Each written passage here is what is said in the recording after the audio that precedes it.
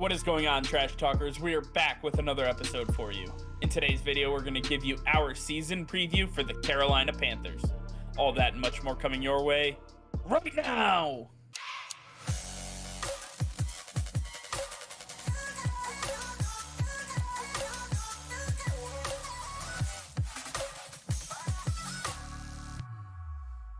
All right, before we get into today's video, be sure to hit that subscribe button and like the video as it will help us out tremendously. So sit back, relax, and enjoy today's video. All right, Nick, with training camps getting ready to get underway, we have yet another season preview to get to. Today, we're going to be talking about the Carolina Panthers. The Panthers are one of those teams that are kind of in flux. They have the talent to be able to compete in their division and with the teams that are around them. The problem is staying healthy and making sure that you get all those pieces to work together. When we take a look at this team, some of the additions that they made, little bit questionable. When you take a look at the draft, they drafted Ike Ekwonu, a big-time offensive tackle, definitely somebody who will be a stalwart for them for many years to come. The problem is there was just so much talent on the board. I don't know at number 6 if taking an offensive tackle was the right move. Either way, that's what they ended up with. And taking a look at some of the additions that they had in free agency, we look at players like Cory Littleton in the linebacking core. We look at Baker Mayfield in that recent trade with the Cleveland Browns. So they definitely tried to make improvements where they saw fit. Well, for some of their losses, though, big contributors not coming back to this team. Stephon Gilmore going to the Colts. We saw Hasson Reddick going to the Eagles. DaQuan Jones going to the Buffalo Bills. Really big players for this team not returning. And when you take a look at their schedule, Nick, when you take a look at the first 6 weeks, how does it fare for the Carolina Panthers in 2022? Yeah, before I get to the schedule, I just want to talk about the Carolina Panthers real quick, because the Carolina Panthers for the last few years now, honestly since 2016, ever since they got out of that Super Bowl with Cam Newton, this team just has not had the direction that it's needed. And ever since Cam Newton's left and they've had trials and tribulations with Sam Darnold, now bringing on Baker Mayfield, it just seems like the Carolina Panthers are lacking the directional leadership needed for them to be a team that is in a full rebuild. To me, this team is just adding pieces wherever they see fit and not having a real game plan where it's going to lead to them being a competitive team in the playoffs in the next 2 to 3 years. This team is just going to be one of those middle of the pack or even lower teams in the NFL for quite some time if they do not solidify some of those cornerstone positions like the quarterback position. And I think that's going to be their kryptonite throughout the season. Now, taking a look through the first 6 weeks of the season, we see them going 2-4 to start the year, getting things started off right in the first 2 games of the season with back-to-back victories over the Deshaun Watson-less Cleveland Browns and then the New York Giants in week 2. But then weeks 3 through 6, we see them take on the Saints, the Cardinals, the 49ers, and the Rams. All very tough teams in the NFC, all teams that have been in the playoffs the last couple of seasons. This is going to be a true test for this team, and this is where they fall short. This is where I go back to them not having those key pieces in place to compete, and this is where they're going to struggle. These teams are much stronger in every single facet, and they are going to absolutely demolish the Carolina Panthers. The Panthers need to get their act together, and I just don't see that happening in the beginning of the season. Yeah, it's definitely going to be a struggle. And Nick, I can't even believe you didn't mention the fact that week 1 is a Baker Mayfield revenge game. I mean, assuming he gets the starting job, he's taking on the Cleveland Browns. So gotta take our hats off for that one. I will definitely be watching that on a side screen somewhere, making sure that Baker Mayfield is giving the Browns everything that they deserve and then some.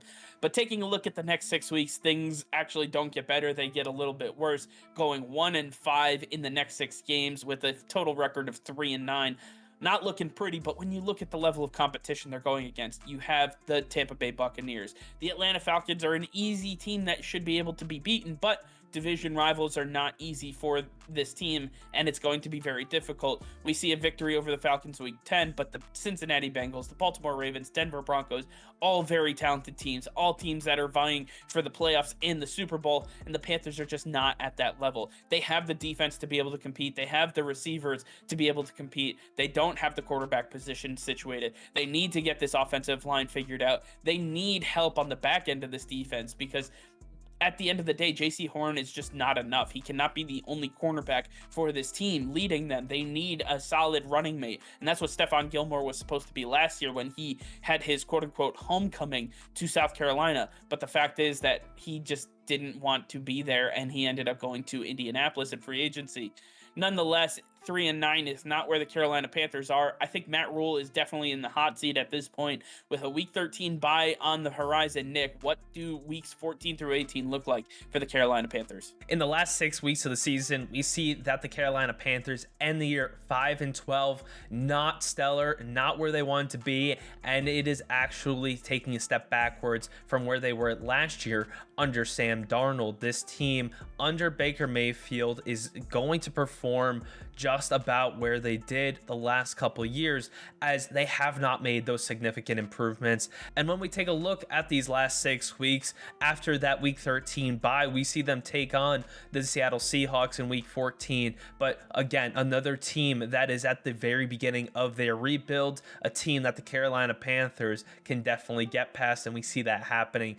But then weeks 15 through 17 taking on a little bit of competition here, and the surprise game coming in week 16 with the Carolina Panthers taking on the Detroit Lions, an up-and-coming team with Jared Goff at the helm. I wouldn't say that he's any better than Baker Mayfield, but when you look at the other pillars on this team, Aiden Hutchinson and Jameson Williams being the two newest additions to go along with the studs that popped out in Dan Campbell's system last year, this is a team on the rise and a team with direction. That is the key. And at this point in the season, they will have the chemistry needed to get past a team like the Carolina Panthers, because they are showing that they are growing. And that is not what the Carolina Panthers are doing. The Lions prove that they are becoming the better team, and they get that big victory in week 16. At the end of the day, I do not see the Carolina Panthers making waves this season nor next season unless they fix this quarterback situation first and foremost. Yeah, I mean, this is usually where we wrap up the video, but Nick, I want to take it a little step further here. The Carolina Panthers have to fix the quarterback issue. We talked about some of the issues on the defensive side of the ball too. I think that this all stems from their choosing of head coach, and it goes back to Matt Rule. And personally, I don't believe in the guy. Nick, I just want to get your quick thoughts on Matt Rule. Do you think he makes it through the season going 5-12?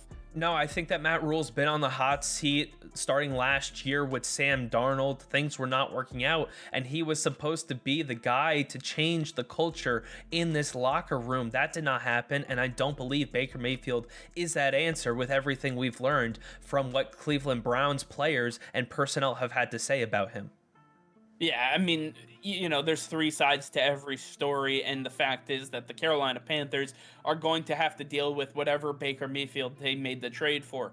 Nonetheless, they're done with him after this year no matter what, so at least they can move on without having to have given up anything too much. I think that they need to get a veteran presence in here, a guy that can command the locker room. Nick, you talked about the Detroit Lions.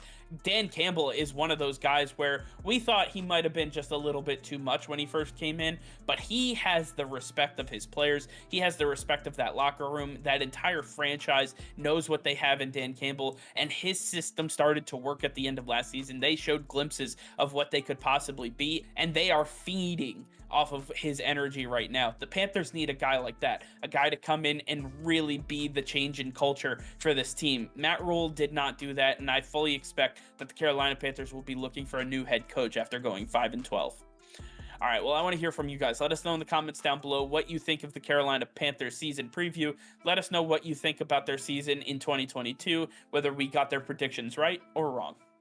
All right, well, that's going to be all for now. Thank you all for watching. Be sure to like this video and subscribe to the channel if you haven't already. Hit that notification bell. We go live every single day. That'll be all. Peace and love.